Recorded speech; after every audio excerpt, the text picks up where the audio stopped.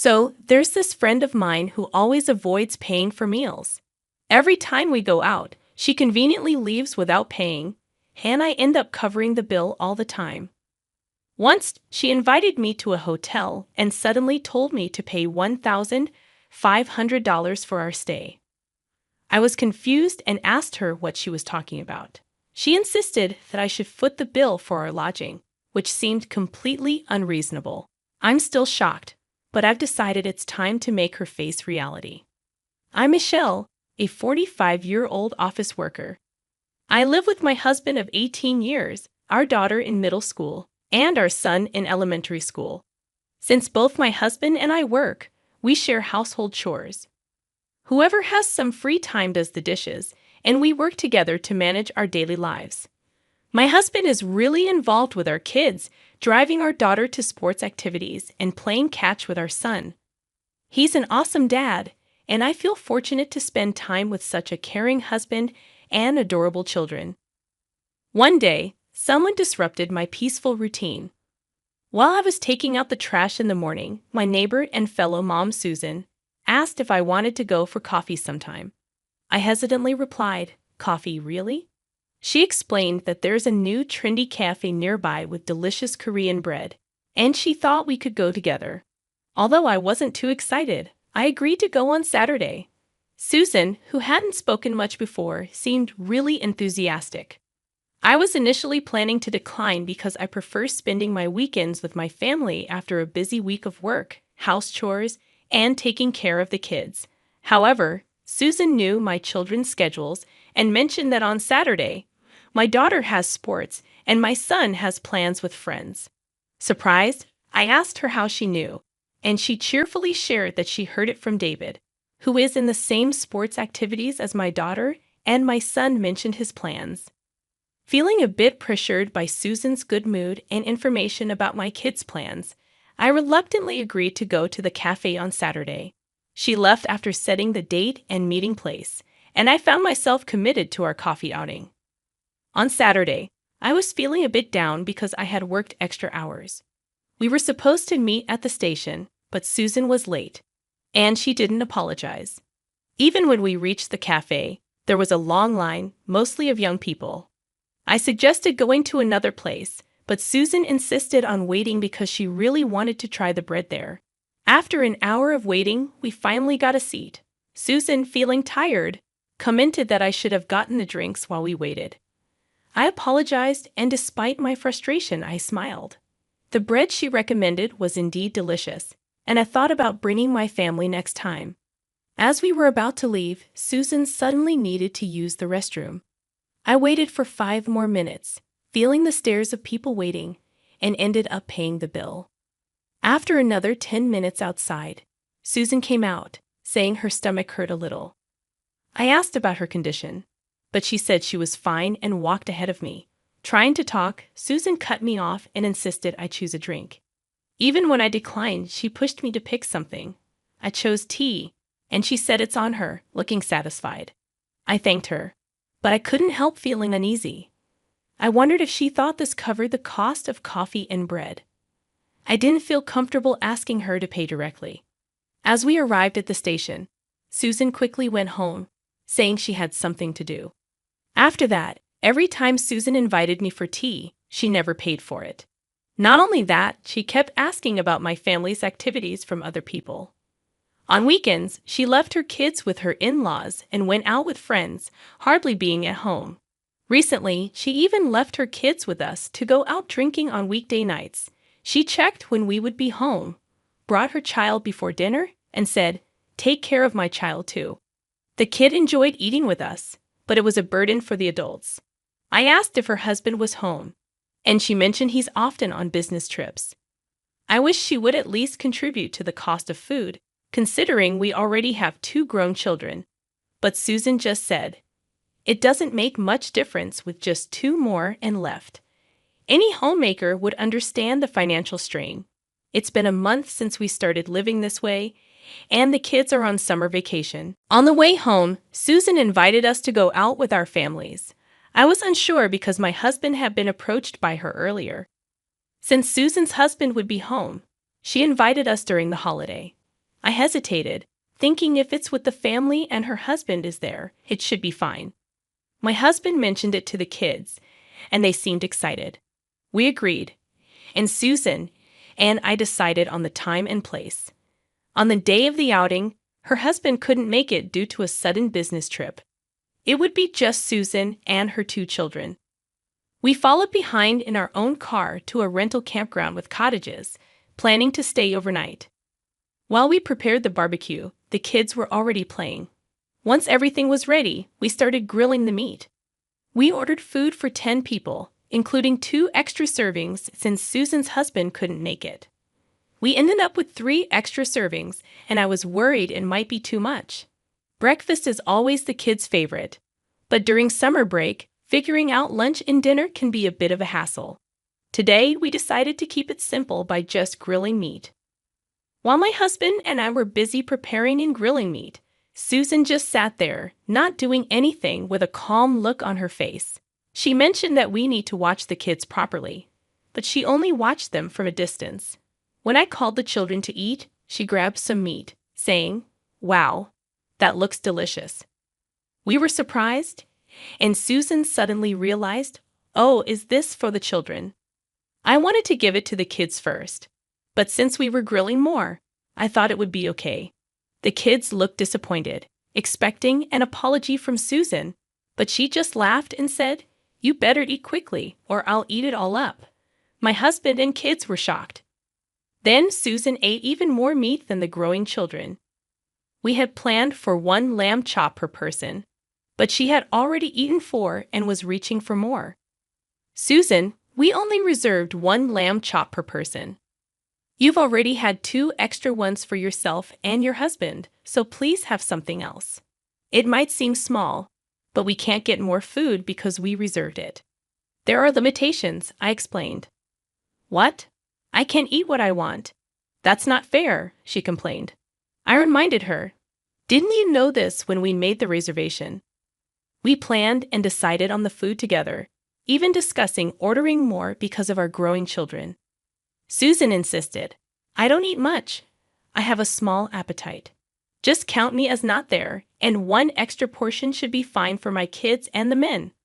I thought ordering for 10 people, including our 2 middle school kids who eat a lot, and 1 elementary school child, would be enough. But the meat was disappearing quickly. "My son wants that meat," my son said, reaching for it. But Susan grabbed it and ate it quickly. I was upset, and even my usually calm husband was getting annoyed. We couldn't strongly object because Susan's children were there. "Mom, don't act like a child," said Susan's daughter. Susan justified herself, saying, "Survival in camping means fighting over meat." The children were surprised by Susan's immature behavior.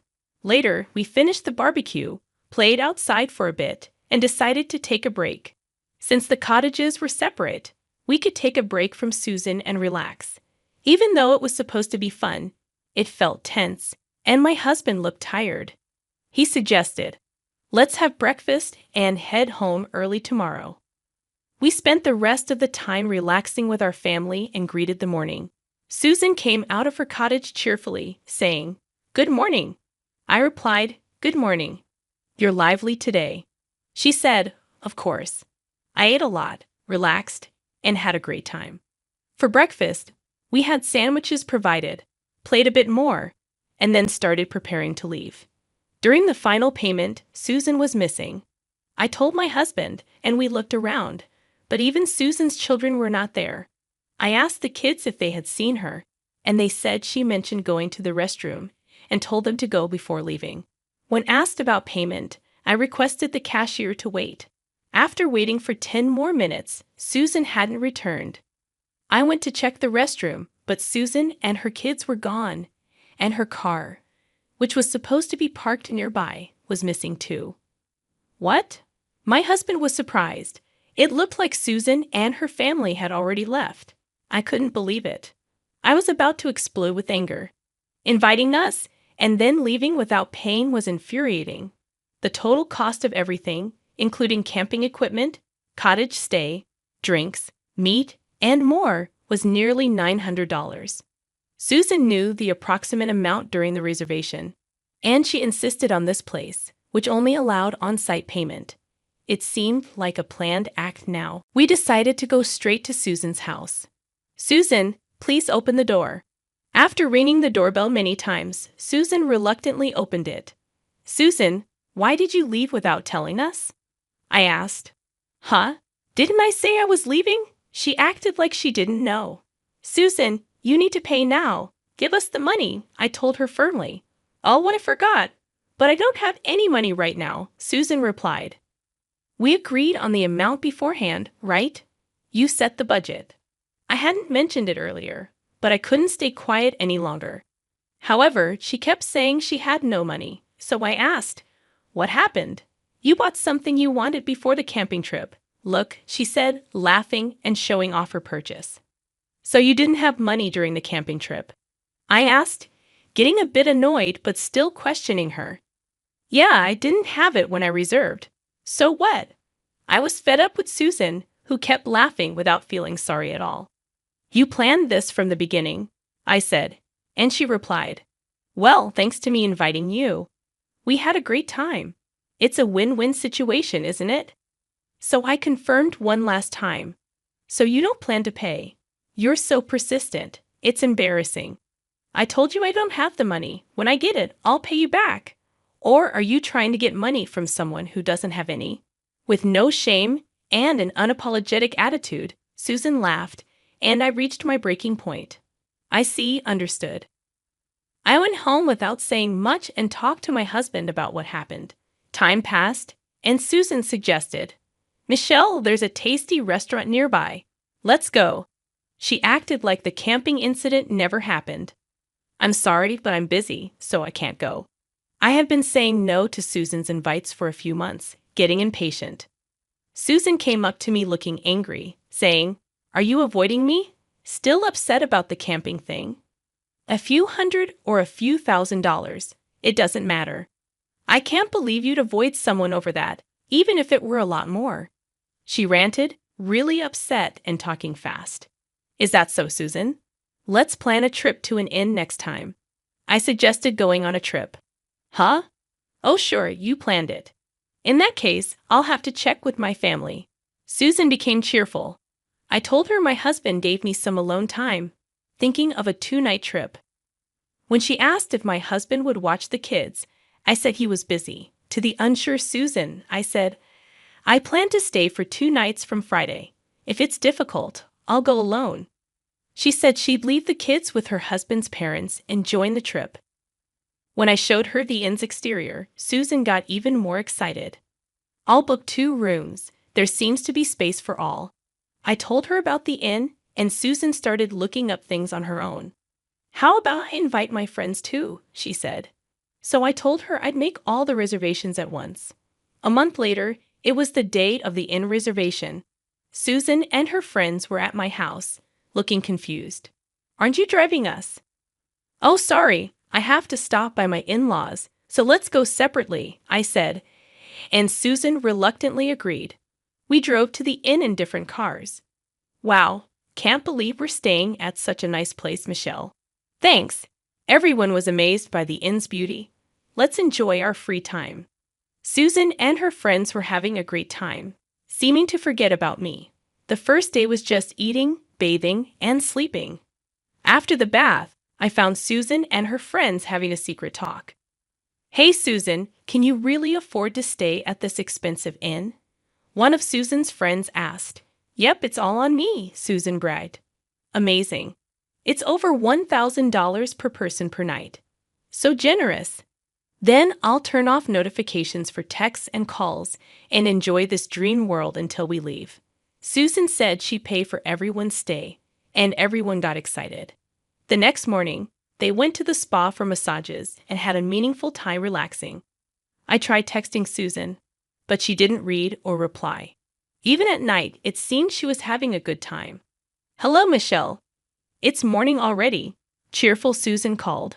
"Ah, yes, that's right," I replied, wondering why I was stating the obvious. "You overslept, so it's your fault, right? We're going home first, so pay $155,000. Susan said something totally unexpected. Huh, oversleep. $155,000. What are you talking about? I didn't understand what she meant. The person who comes last usually pays, right? Susan said. So I said, yeah, but I'm already home. Didn't you see my text? I had messaged Susan that I was going home. Oh, I wouldn't be looking at my phone in such an amazing place. I explained the situation to Susan. I went home on the second night because my mother-in-law wasn't feeling well. Originally, I was just picking up the kids and my husband, who were playing. But since my mother-in-law wasn't well, I left early. Why didn't you say something? Susan was angry. I told her my husband contacted me late, so I texted her. She asked about the bill, thinking I was avoiding paying my share. I reassured her, don't worry, I already paid. All right, that's fine then. We just have to return the keys at the front desk and go home, Susan said, her tone calming down. Well, yes, since it's on-site payment, stop by the front desk. My part has been deducted. If the front desk did everything right, there shouldn't be a problem, I explained. You didn't pay, right? Susan asked again. No, I paid my part before leaving, so it's okay, I replied. However, Susan's next words made me uneasy. What about our part? With this question, I was sure Susan intended to make me pay. Please pay for yourselves. I heard after the bath at Susan, you were going to pay for your friends, right? Oh well, that's... Susan stammered. You're amazing, honestly.